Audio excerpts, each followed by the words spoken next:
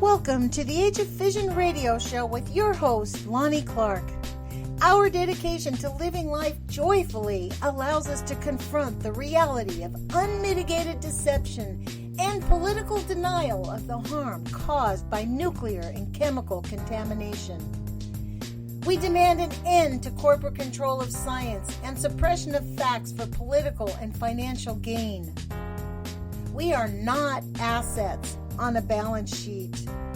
We must honestly work together to remediate damage to benefit our planet and humanity. Remember, happiness is resistance, and love is greater than fear. Join the Age of Fission radio show on Spreaker.com.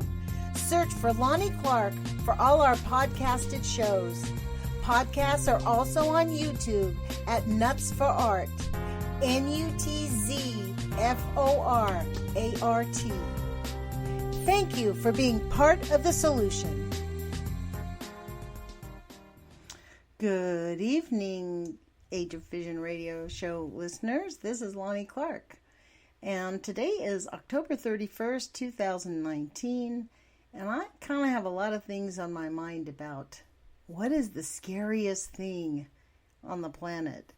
And I think what we're talking about is probably one of the top 10, if not on the top 3. Last week I had on Steve Repicki, and I asked him that question, why we can't get the negative effects of radioactive contamination into the climate change conversation. And he basically had a pretty good answer that said, you know, when humans can't figure out a solution, they exclude the question. And I think that's what's happening right now on our planet. We are allowing nuclear waste to go really unaccountable. There's never a conversation about nuclear contamination causing negative harm on the planet or even on human beings. It's just not even discussed. You can live right next door to a nuclear power plant, have 2 cousins who have autism, 3 schizophrenics in the family, 5 people with cancer, autoimmune diseases with everybody else, and then you say, hey, there's a nuclear power plant right there. You think that might have caused it? Like, well, you know, there's a lot of other things that could have caused it, so I don't think so.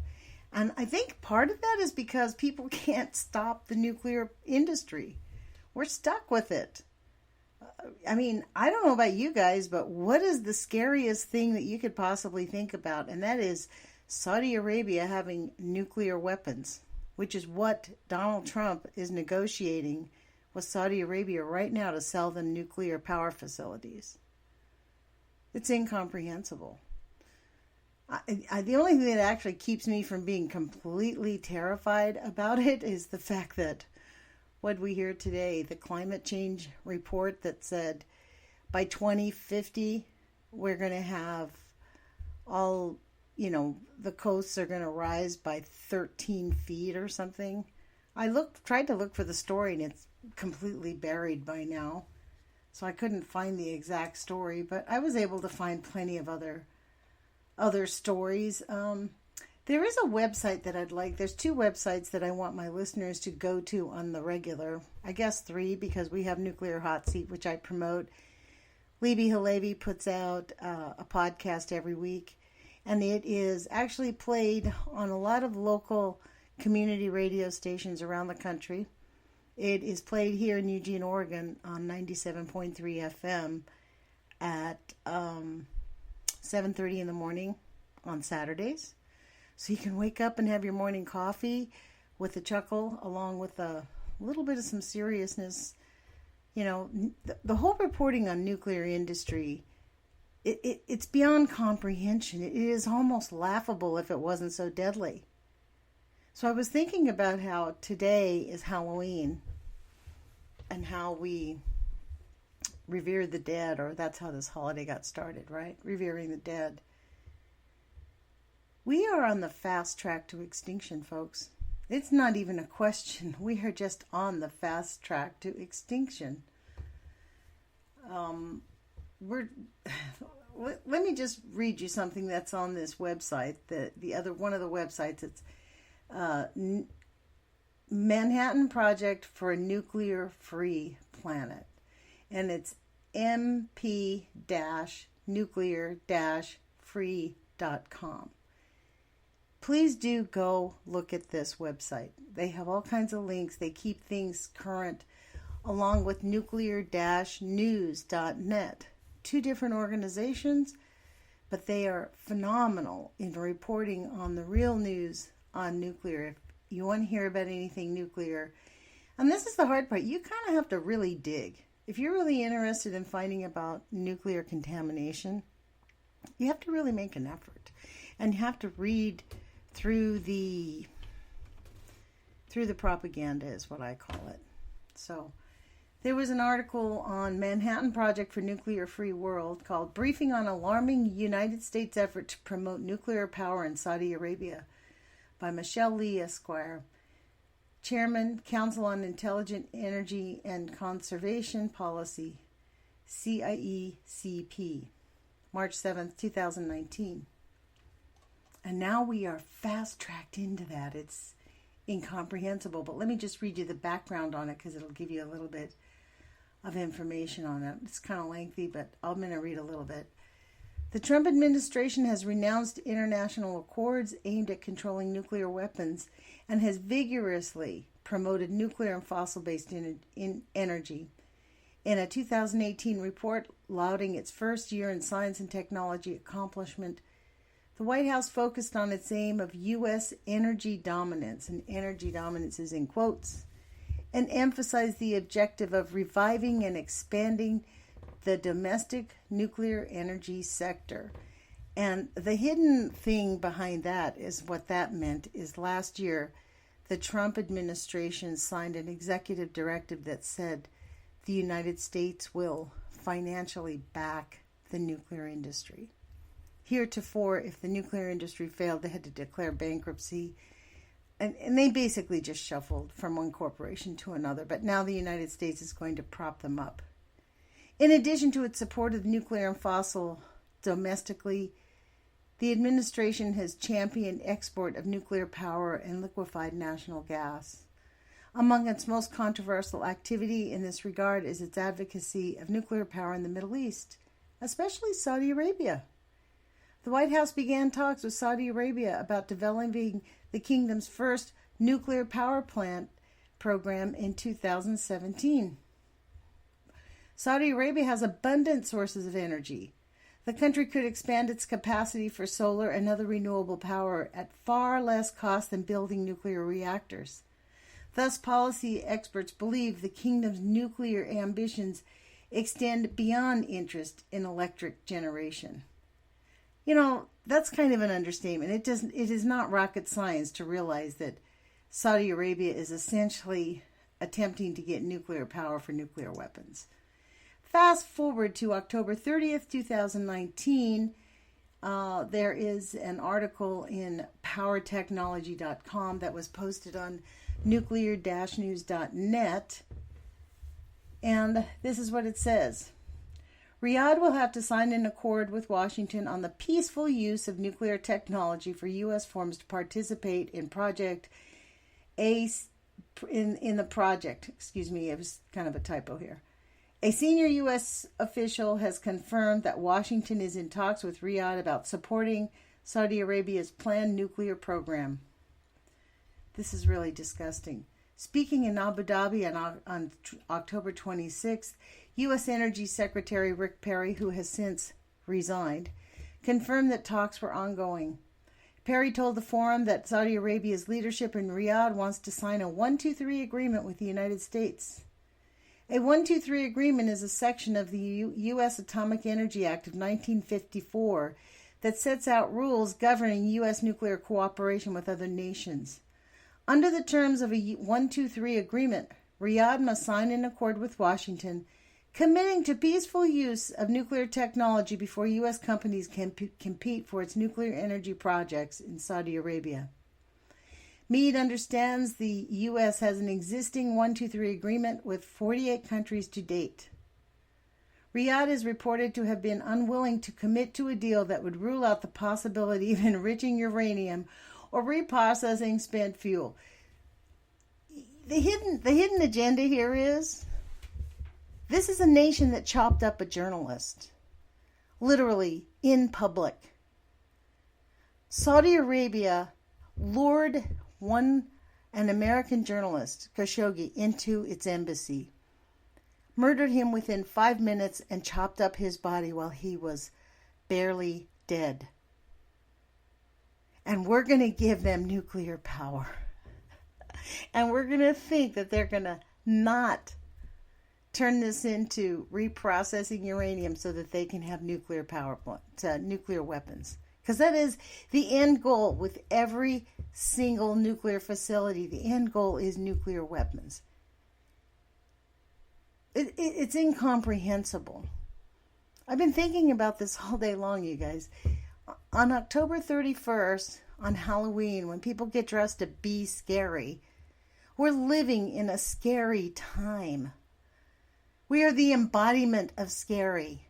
We're watching our planet go extinct before our very eyes. We live in the United States of America, purportedly, the leader of the free world.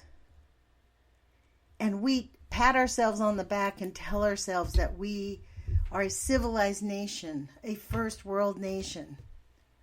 When we have people sleeping in the streets, millions of children are unhoused, without homes, living in the streets with their parents or without their parents. Millions more are ripped away from their parents and put into foster care places where 90% of the girls are raped and 70% of the boys are raped. This is the civilized world that we're talking about. The nuclear industry lies about everything. They have a safety culture model which they put into place in 1957 that they never tested, and it is used at every single nuclear facility. In 2012, when it was tested, it failed. It had 8 markers of safety, 1 passed. That's the world in which we live in. I guess I'm going to say Happy Halloween. In my intro, I say, happiness is resistance and love is greater than fear.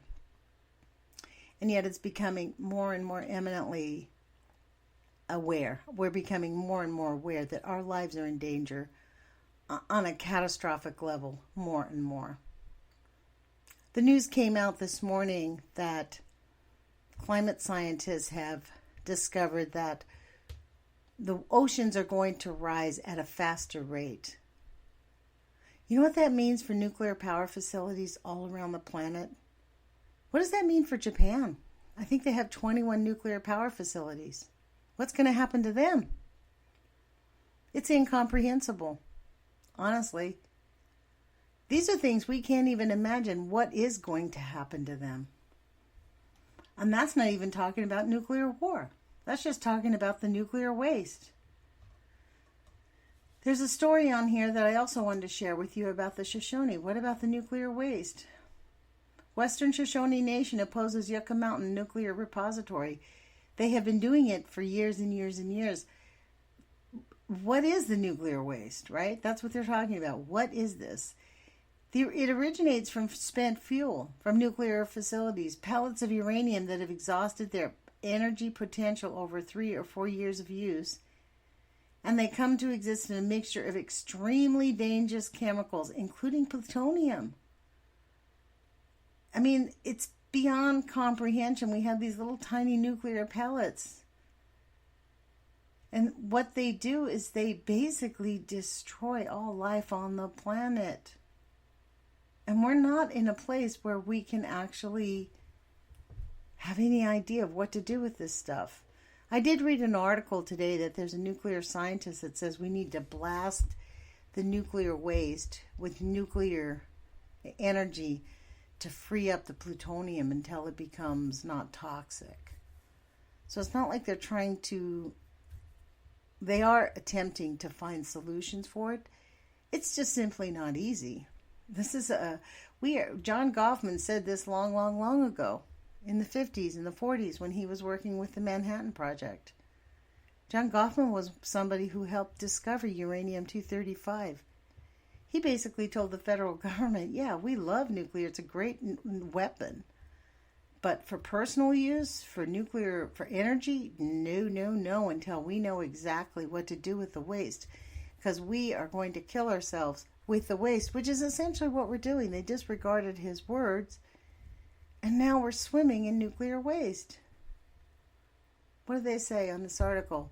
65,000 tons of contaminated waste is located at nuclear power facilities near most major U.S. cities. Now, you know why it's at those facilities? They used to take it down to New Mexico and buried in salt domes. And on February 14, 2014, the salt domes in New Mexico in Carlsbad collapsed. So the government said, okay, from now on we're going to store the waste right there until we figure out a new waste dump site. And that's why they're fighting Yucca Mountain. They want to start putting it into Yucca Mountain. But the Shoshone are saying no. They call it an ideal location, but it is sitting on top of one of the largest water reserves in the country. It's completely insane. Since I've been doing this since 2014, I've interviewed, I don't know, at least 50, 60 people who are activists and working and constantly dealing with this. The number one thing that keeps coming back that I just can't get over, and that none of us can get over, is that whatever we say, whatever we do, it doesn't matter. It falls on deaf ears. Our own elected officials here in the Northwest, my elected officials, Peter DeFazio, Ron Wyden, Jeff Merkley, before him, Gordon Smith, they'll give you the good words. You go and talk to their offices, you bring them all the information, all the data about how it harms the environment, about the lies of the nuclear industry, because it's out there to find if you really dig. They shake their head, nod their heads. Oh, yeah, it's really bad. It's really bad. We're going to try to stop it. And then when funding comes through for the nuclear industry, they all rubber stamp it. Ron Wyden, Jeff Merkley, and Peter DeFazio all signed a letter that said they love the new scale small nuclear reactors, which again are untested. And that is another one of the little dirty tricks of the nuclear industry. They've never found a nuclear power plant that works. So they keep redoing it, saying, oh, this one's going to work better than that one. So every single nuclear facility, there is not one cookie cutter nuclear facility. Every single one is different. And then what they do is they try to switch out parts because they don't want to have to create individual parts. And that's how San Onofre got shut down. Because a whistleblower blew out that one and told Senator Boxer, about that they were going to put in a part at San Onofre that didn't fit. And if they had put it in, it probably would have caused a nuclear meltdown. I mean, they literally just saved it in the nick of time.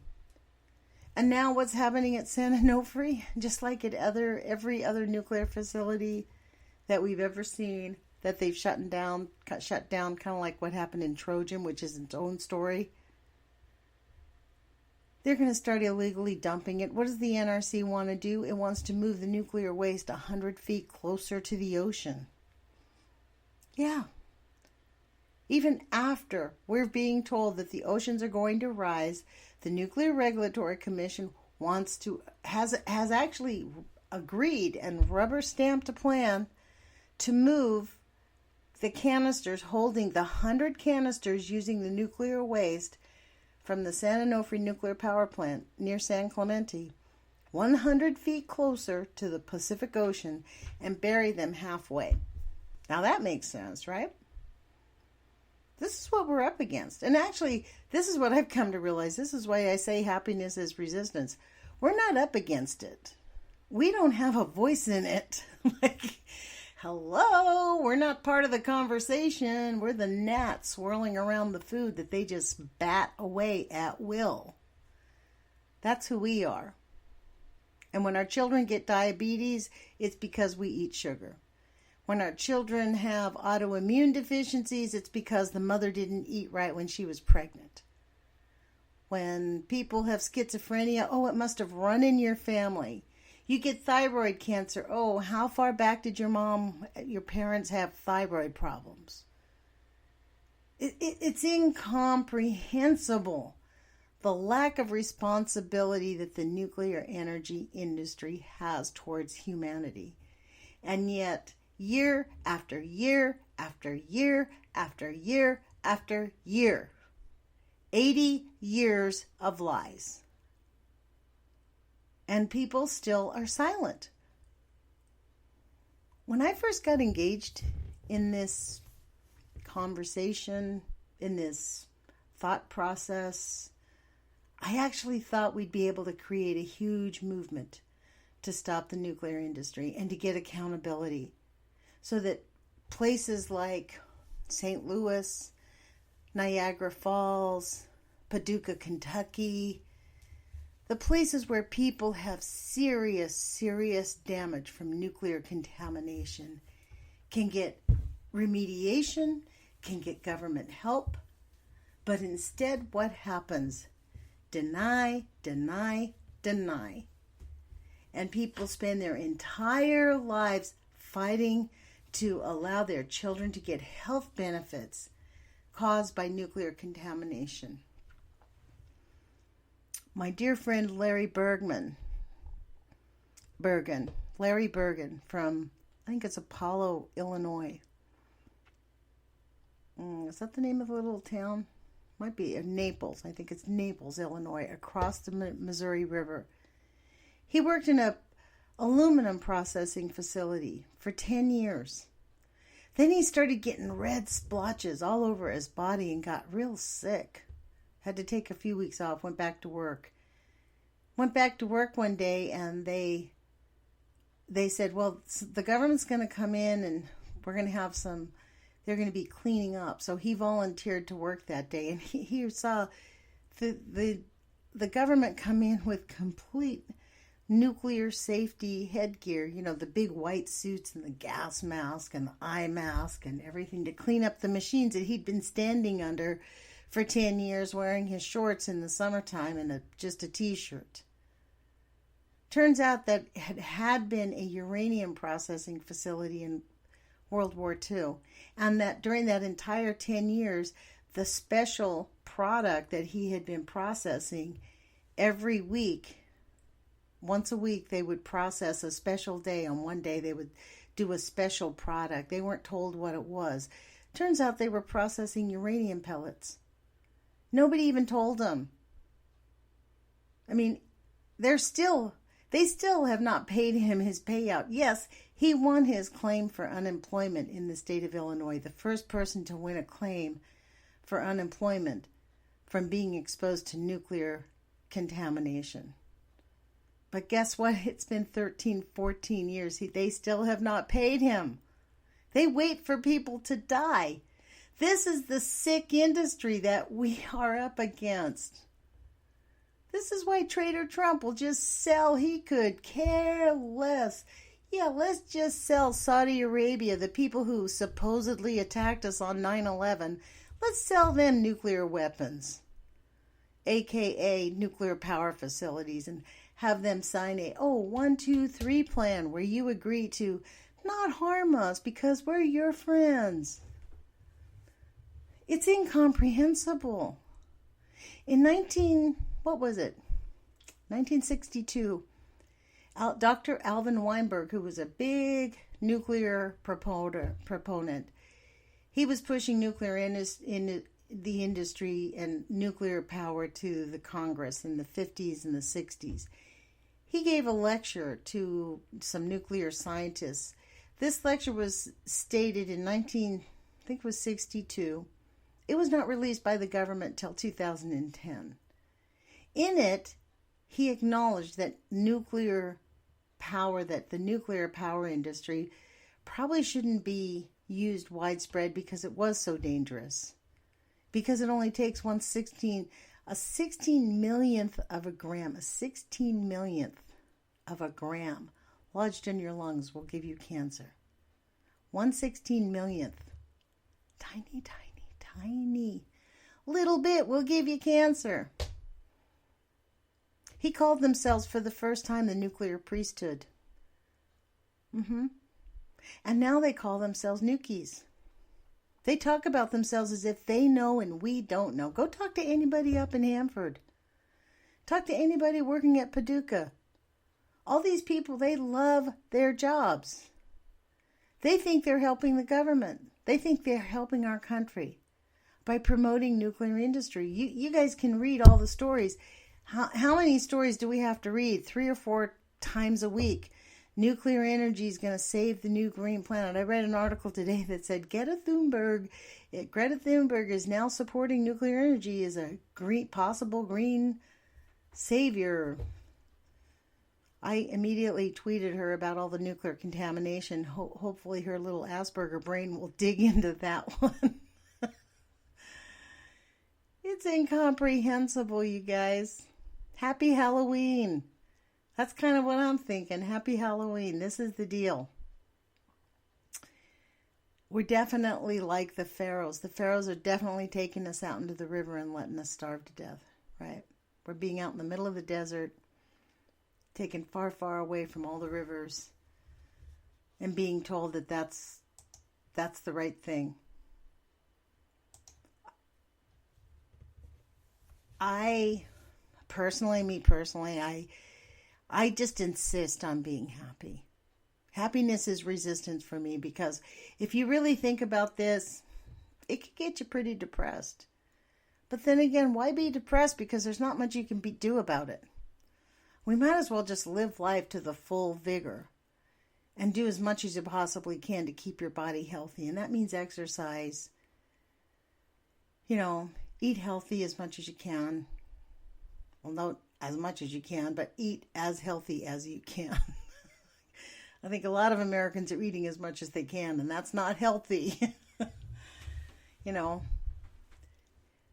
We're super screwed. Like, that's kind of the bottom line.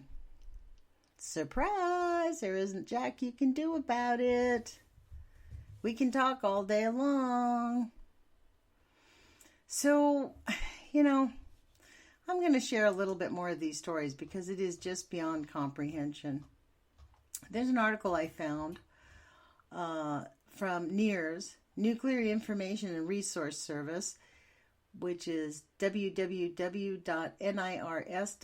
which I highly also recommend, which is, for me, very comforting to know that there are organizations out there that are actually really following this stuff, writing information, putting it out into the public.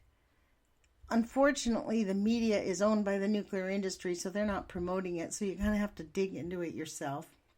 But if you're listening to this radio show and you're tolerating my lack of professional training just to get the information, you will be digging out these stories yourself and reading them. This was a briefing paper, and it was called Nuclear Energy is Dirty Energy and Does Not Fit into the Clean Energy Standard. The nuclear power industry spent more than $650 million on lobbying, campaign contributions, and advertising from 2000 to 2010 in its persistent effort to achieve a nuclear renaissance. Now that the nuclear renaissance has sputtered, only 5 of some 35 reactor proposals currently being pursued, the industry is turning its attention and money towards preventing the shutdown of many aging reactors unable to compete economically with wind and solar power. One of the industry's primary goals has been to convince federal and state legislators, regulatory officials, and the media that nuclear power is somehow clean energy, because nuclear reactors emit little carbon dioxide into the atmosphere. But this disregards the alphabet soup of other cancer-causing pollutants spewed into our air and water by nuclear facilities. Unfortunately, lobbying campaigns backed by so much money often attain some success. Thus, there are increasing calls from nuclear industry backers inside and outside of government to include nuclear power in renewable energy standards or clean energy standards, intended to boost use of clean renewables or to permit nuclear to trade emission credits in regional cap and trade emissions programs. This is occurring at both federal and state levels to encourage the use of nuclear power, and for some proponents, coal and natural gas as well, to the detriment of genuinely clean, affordable technologies like wind, solar, energy efficiency, and others. This trend is likely to accelerate as states prepare plans to implement the Environmental Protection Agency's carbon reduction rules over the next 2 years. Proposals to include nuclear power as part of cleaner renewable energy standards suffer from 3 fundamental misconceptions. 1. That carbon dioxide is the only pollutant that matters when defining clean energy. 2. That because radiation is invisible and odorless, it is not toxic. It is not a toxic pollutant. 3. That nuclear power is carbon-free. None of these is true. Only one of the many technologies that can produce electricity is capable of catastrophic accident that can kill tens or even hundreds of thousands of people, presents a security threat of unprecedented proportions because of this vulnerability, and creates a lethal byproduct that will be toxic for hundreds of thousands of years: nuclear power. To call nuclear power clean is an affront to science and common sense. Carbon dioxide is not the only pollutant on the planet. Carbon dioxide is definitely a pollutant and the leading cause of global climate change. There is no question, except among a few climate deniers who prefer, like the ostrich, to hide their heads in the sand and shun reality, that we must dramatically cut our carbon releases to the environment. But that is not the same thing as does Clean Energy Standard. I'm going to read that again, sorry. But that is not the same as saying, as does Clean Energy Standard, based entirely on carbon releases, that carbon dioxide is the only pollutant that matters to the health and safety of our people and planet. By basing a Clean Energy Standard on a simplistic carbon formula, its backers ignore the past 50 years of accumulated knowledge of the effects of radiation on the public. Nuclear power facilities release a variety of cancer-causing radionuclides, including tritium, strontium-90, cesium-137, plutonium-239, and dozens more. Nuclear reactors also release other toxins into our air and water.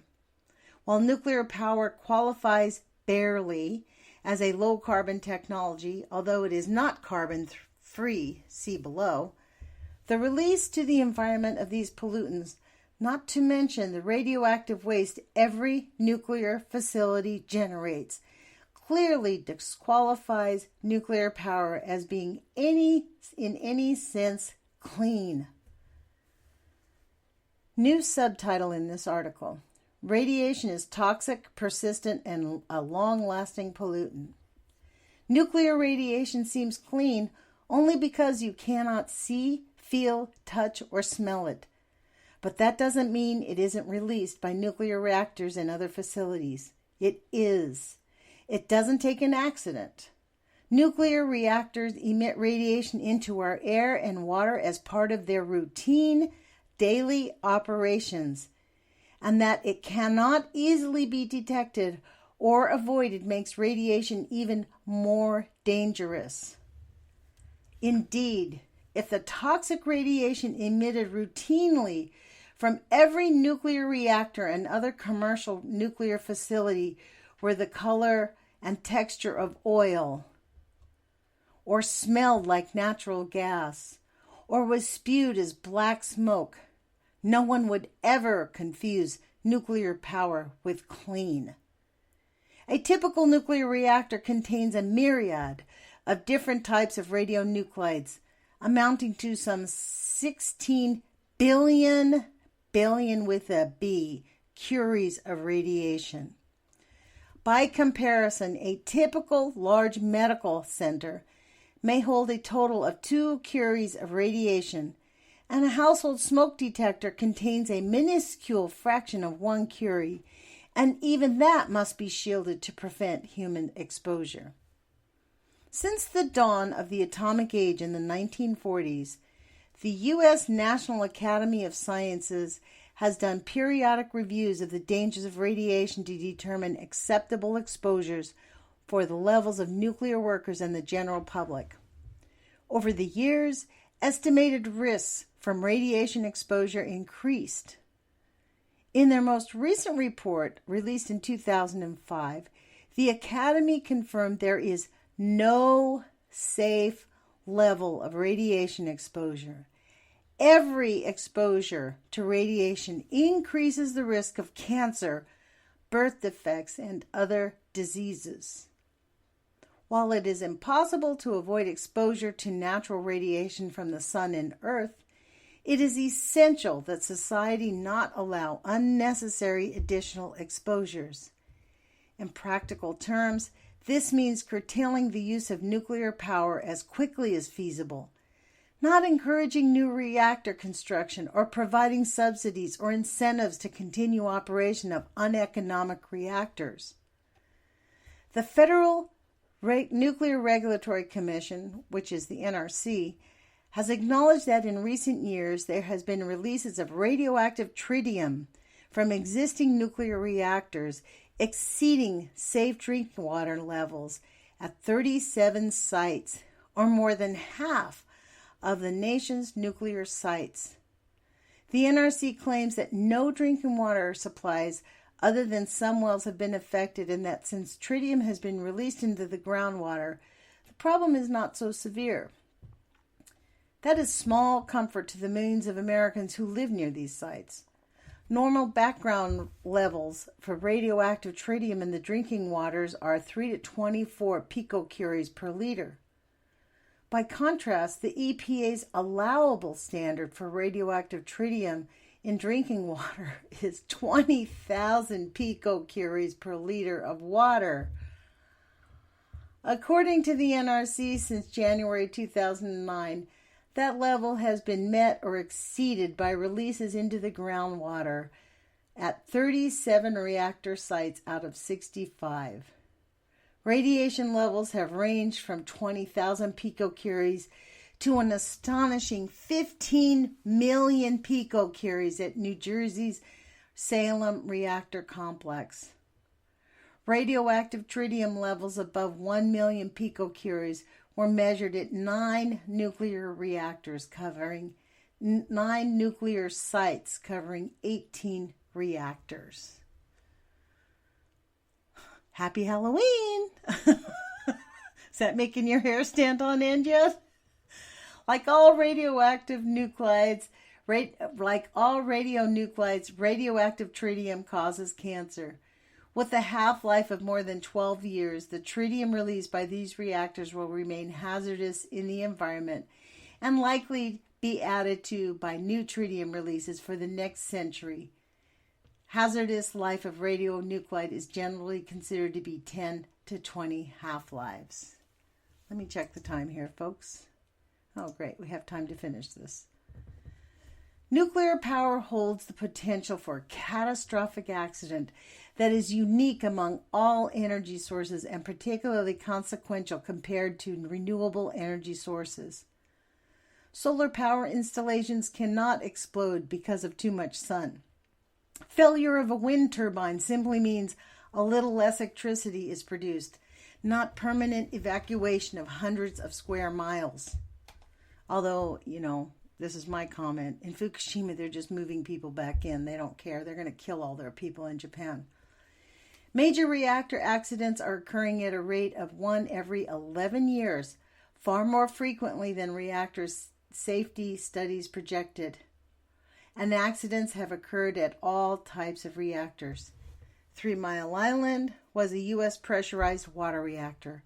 Chernobyl was a Soviet graphite moderated design not used in the West. The multiple meltdowns of Fukushima occurred in U.S. designed boiling water reactors. The Chernobyl accident has caused from anywhere to 4,000 to 1,000,000 deaths, depending on which estimates one finds most compelling. By any assessment, it is the most devastating industrial accident in history, and I beg to disagree. I would say that's Fukushima. We just have not heard the truth about Fukushima. By any assessment, economically, this accident caused in excess of $300 billion in a region where average wages are a fraction of those in the U.S., and made significant sections of Ukraine and Belarus uninhabitable, while perhaps permanently ending agricultural in the most highly contaminated zones.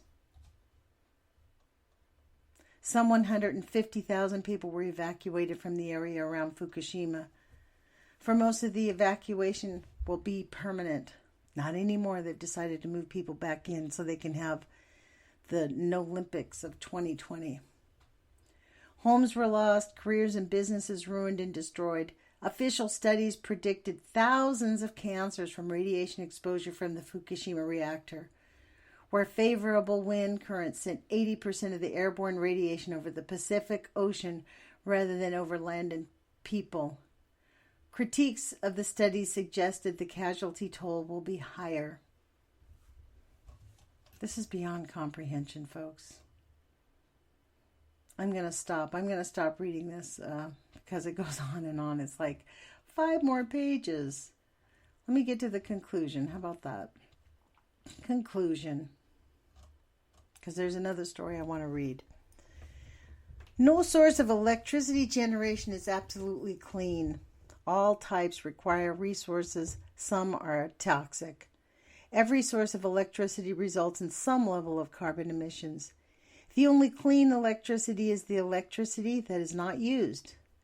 Ensuring the use of energy as efficiently as possible should be the number one goal of any clean energy standard. Nuclear power, compared with a viable renewable alternative like wind, solar, geothermal, coupled with smart grids, distributed generations, and other 21st century energy technologies, does not even come close to clean. Yeah, nuclear power is just a disaster. Nuclear power releases toxic radiation on a routine basis. It is not carbon-free. Its carbon footprint is substantially higher than renewables. It uses far more water in an era where water is scarce. It requires vast and polluting nuclear fuel chains simply to function. Inclusion of nuclear power in a clean energy standard would make a mockery of the concept. Moreover, although beyond the scope of this paper, nuclear power's enormous costs and typical reactor size would discourage use of genuinely clean, safe, and affordable renewable technologies were nuclear chosen as a means of meeting a clean energy standard. The United States wants, needs, and deserves clean energy. Nuclear power does not fit the bill. And that was written by Michael Marriott, Nuclear Information and Resource Service, which NIRS. I highly recommend you guys coming and reading the rest of this article. It is well worth read. There's 4 pages I did not read because we're lacking time and there's other stories I want to get to. We have about, 10 minutes left. And by the way, I really want to thank the listeners of my show. Let me give you a hand here.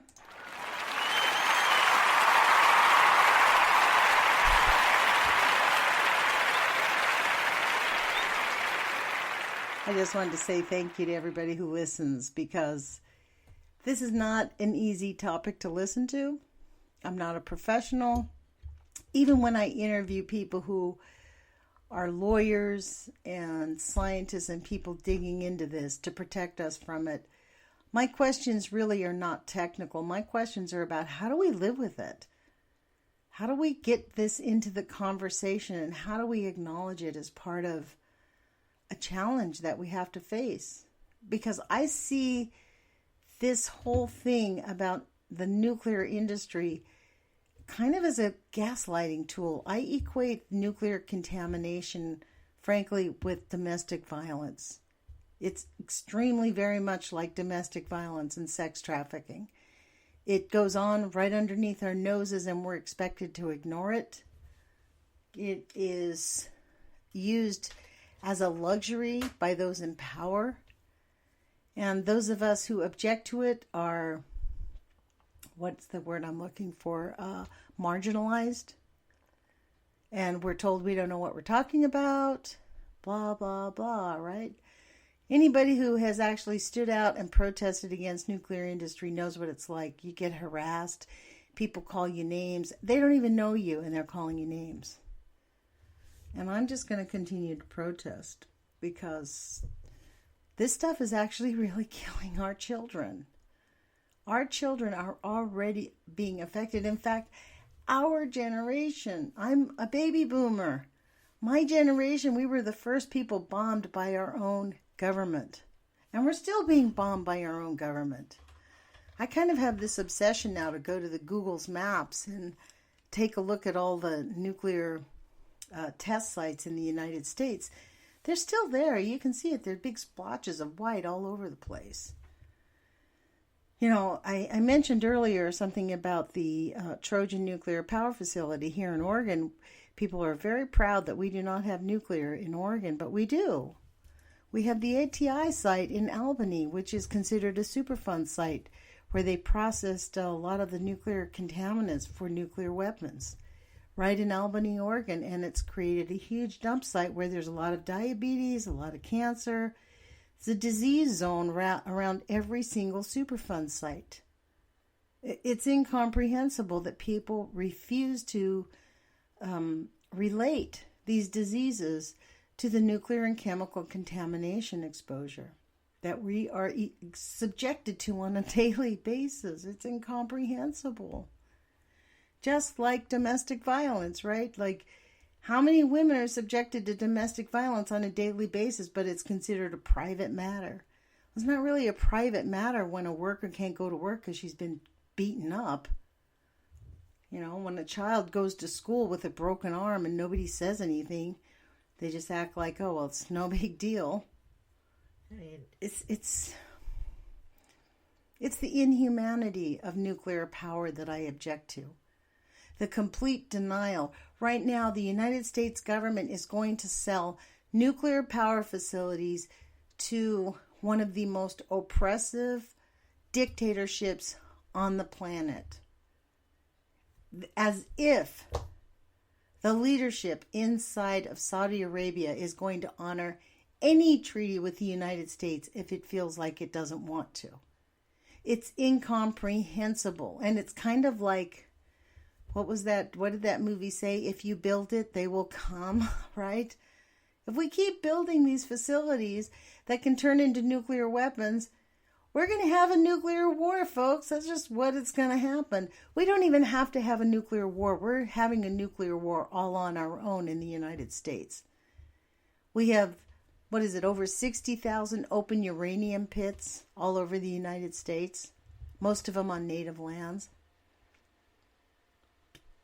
60,000 tons of nuclear waste sitting right next to nuclear power facilities in canisters that are 5/8 inch thick, surrounded by a cast that you cannot inspect, and which we know, according to the producer's own words, start leaking after 20 years, and most of the canisters are 16, 17 years old. We have disasters in waiting. And then today we get the news that, oh, by the way, the oceans are going to raise a lot faster than what we thought. And all those nuclear power facilities are going to be submerged in the next 20 to 30 years. Happy Halloween! I mean, for real. It's incomprehensible. It's beyond comprehension, if you ask me. You know, it's like enough to... No wonder people want pharmaceuticals to make them feel good. Like, honestly... We need something, you know. I wish we could have Archie Bunker. I mean, I would love to hear what Archie Bunker would say about the nuclear power facilities. For those of you who are too young to understand what Archie Bunker was, he was a blatant racist on television 40, 30 years ago, I guess. Anyways, look, you guys, I do want to apologize to my audience. I have been remiss. I have not really gone after getting interviews with people that are active in the industry. I have just, honestly, just really busy with my real job, with work. So I just haven't had the time to chase people during work hours. And that's what I have to do. So I'm hoping over the next few months to line up some interviews again. I've talked to Sean McGee from nuclearnews.net a few times. He lives in Ireland and I'm in Oregon. So that's what causes the difference there. We're trying to figure out a time when he's awake and I'm awake and we can do an interview. But I am going to make an effort to get out interviews. I think it's a lot more interesting for you guys to hear me interview people who are actively engaged in exposing the nuclear industry. My entire take is, how do we live through this? And how do we get people to acknowledge that this is a very serious issue? How do we get our elected officials to stand up to the nuclear industry and say, no, we're not going to fund you anymore? Or maybe if they do say no, they know they're going to get murdered. I mean, we absolutely have an out-of-control corporatocracy who have absolutely no problem murdering anybody, wiping out hundreds of thousands of people at the drop of a hat. They could care less. Look what's going on in Afghanistan, Yemen. We're carpet bombing the Middle East with depleted uranium weapons. I mean, it's incomprehensible, the inhumanity of this culture. And the few of us who squeak out and speak up, I don't know. I mean, I do this for my own personal sanity, and I hope you listen to help you get some sanity out of it. I, for one, do EFT. I do tapping often. That helps me ground myself. I make an effort to drink plenty of water. I do take baking soda. I would say I don't take it every day, but I do remember to take it 3 or 4 times a week. I think that helps keep the cancer away. According to Dr. Circus, a half a teaspoon a day keeps the doctor away. Half a teaspoon of baking soda. You don't want to take too much baking soda, though, because that's toxic. 2 tablespoons of apple cider vinegar in a glass of water on a daily basis cleanses your system. Vitamin C will help you build your immune system. Staying off of sugar. Sugar is actually a cancer magnet, so you want to avoid sugar as much as you can. What else have I learned in doing this work over the last 10 years? The one real thing is that happiness is resistance. Find things that make you happy. You can pay attention to this stuff, but do things that make you happy. Paint, draw, juggle, walk, play with your dog, hug your cat, hug your kids, hug each other. That matters. These things will make us stronger. And I really believe that we will find solutions at some point. If we stay happy, we will find solutions.